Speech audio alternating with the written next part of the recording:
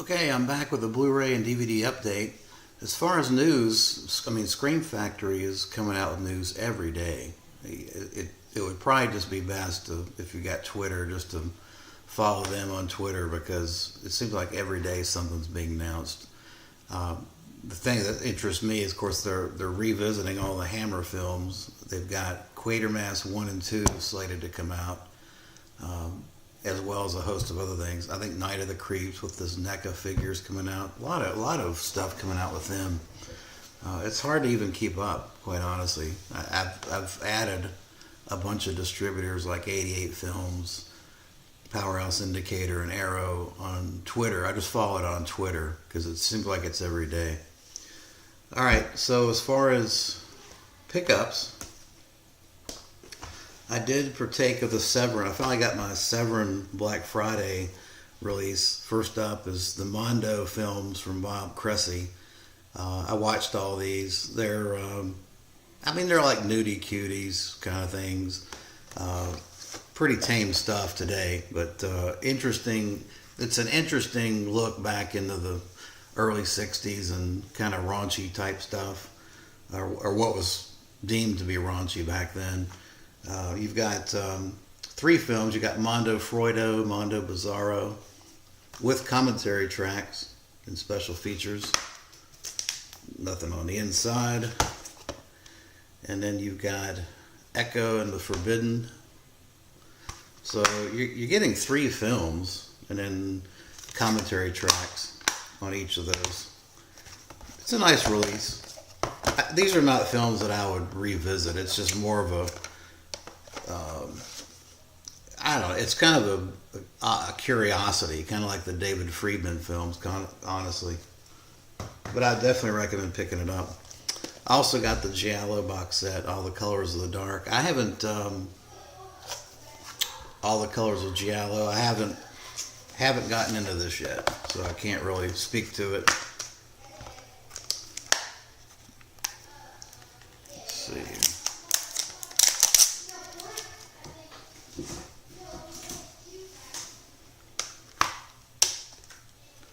There's the inside. And then All the Colors of the Dark. Great Giallo. Dang it. These things. Great Giallo film.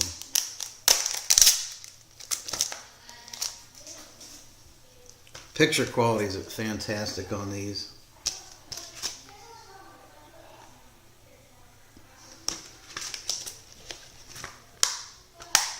There's the special features.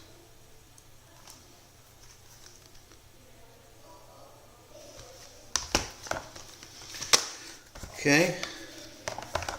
Next up is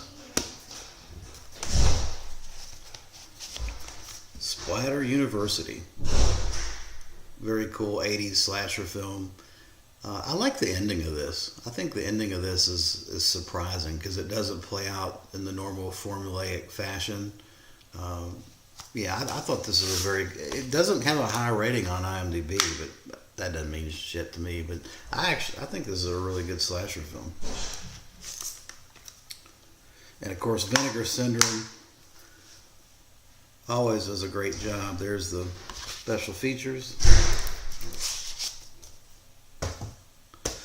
Next up, I bought this because I had credits on Amazon. This is Texas Chainsaw: The Next Generation. Terrible movie, worst of the series. It's just crap. It's just crap. I really just want to see what Scream Factory does with this more than anything else.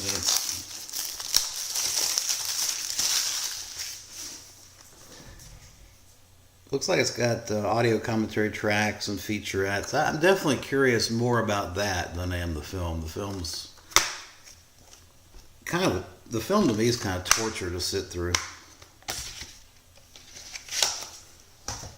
All right, next up is a Lucio Fulci film, which I've not seen, and that is Murder Rock, 1984, I think.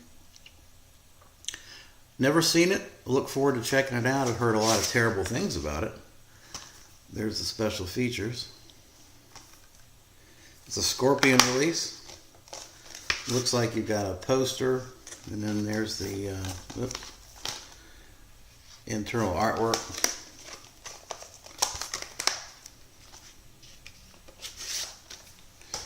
All right, next up is a kind of an indie, late 80s, early 90s, I believe, slasher, psychological, paranormal type horror film, Uninvited. Haven't seen it, can't really speak to it, but it's nice slipcover.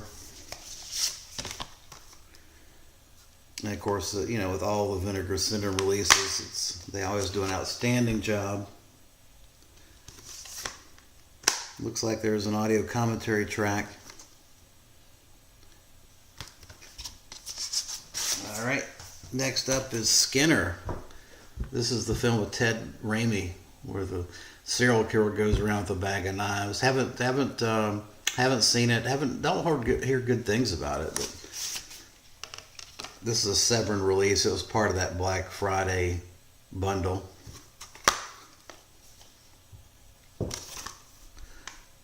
Kind of sparse on the special features, but yeah, I got it together with the other two. Okay, next up is a film that I'm going to be doing my 2018 top 10 horror films of 2018, and I really didn't feel like I could do it justice until I saw this film. There's one other I want to finish watching before I go ahead and post the video on 2018, and that was Suspiria remake. I really felt like I couldn't do an honest to goodness 2018 without having seen this film, so I've held off doing the video until I saw it. The bottom line, I think, on Suspiria is it's beautiful, very artistic. I liked it in a lot of respects. At the end of the day, I thought it was too self-indulgent and too long. 2.5 hours, it's just too long. I think if they'd have trimmed it up and tightened it up, cut 30, 45 minutes out of it, a lot of the scenes that were genuinely scary and a lot of the tension that was genuinely scary would have had more effect and resonated longer. But what happens is you'll get a really kind of a frightening build up, and then you'll have a long kind of pause with a lot of stuff going on, a lot of talking going on. It just kind of kills the momentum of the scenes to me. So yeah, I just think it was too self-indulgent. I didn't think it was bad. I give it a 7 out of 10, but I don't think it's a masterpiece at all. I mean, I think the ending it's kind of cool on the first watch, but as you sit and think about it and maybe rewatch it, it's like, man, that was really self-indulgent. And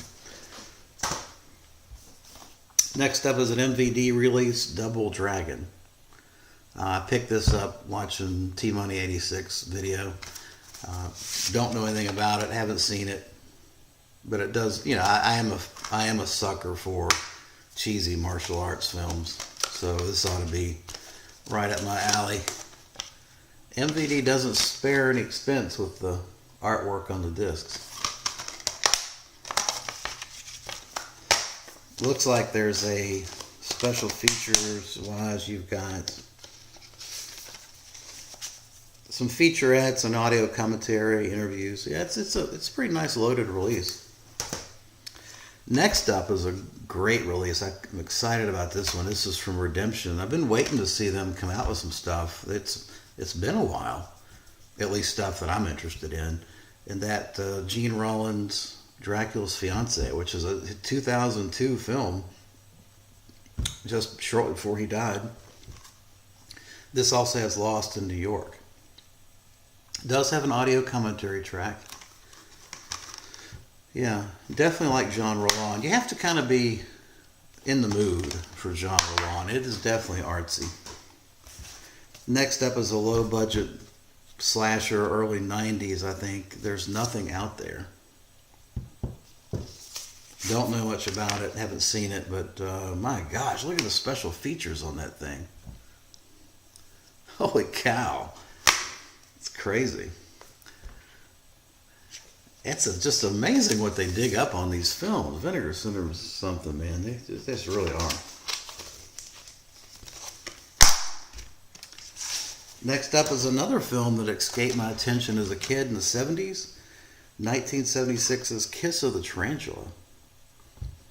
Never seen it. Looking forward to checking this out. I love my animals gone amok or nature revenge type films.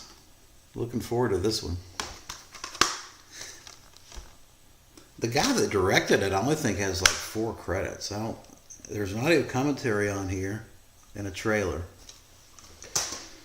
And then next up is a recommendation from the Arrow podcast, and that is Z Channel. Z Channel, this is a documentary about Z Channel, which was the first independent pay-per-view cable channel that came out in '76. And it really kind of focused on all kind of genres and Criterion films, and really it was a fascinating channel. Really kind of set the stage for early HBO and those type of things. The story behind the guy that was the director of the channel, I believe his name was Jerry, forget, his last name fails me, Jerry Harvey, I think. Tragic ending to his life in late 1980s. He I think he killed his girlfriend and shot himself. I mean, so it's just. But this documentary, people are raving about this. Like it's one of the greatest documentaries of all time. So I went ahead and jumped on it. I think I picked it up for $9 from Amazon. Pretty cheap, but it's lengthy. 2 discs. Okay, next up is some Powerhouse Indicator goodness. First up, we have William Castle, Volume 1. And I noticed on mine, I don't know if anybody else noticed theirs, but they forgot to number mine. So I have 0 of 6,000.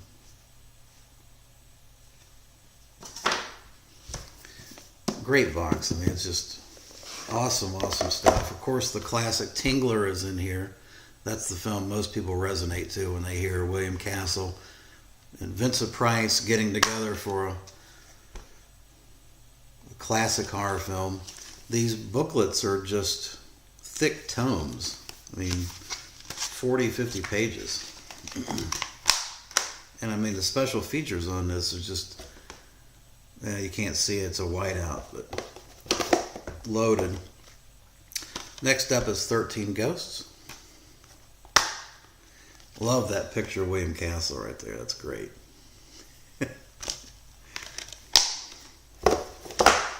Another classic film from William Castle, Homicidal. This looks really, really good. Great special features. And again, you've got a monster tome to go with the movie. And finally, a film that I really like a whole lot is Mr. Sardonicus. This is a film I kind of grew up watching on late night TV. Kind of reminds me of, in a way, I guess it was the remake of The Man Who Laughs, Conrad Veidt.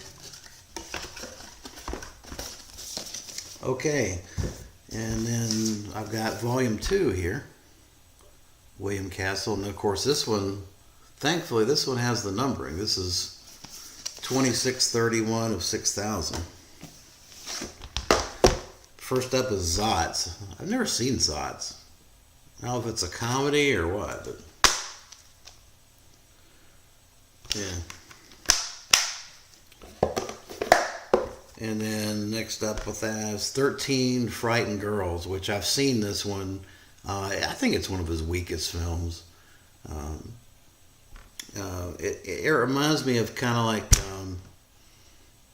Patty Duke, if anybody knows who Patty Duke is. If Patty Duke was in a, quote, horror film, it's just very, very it's beyond tame. It's just kind of a teenage, what if you're going to make a horror film geared towards 9-year-old girls, maybe that would be the best description. But I can't even call it a horror film. It's more of just a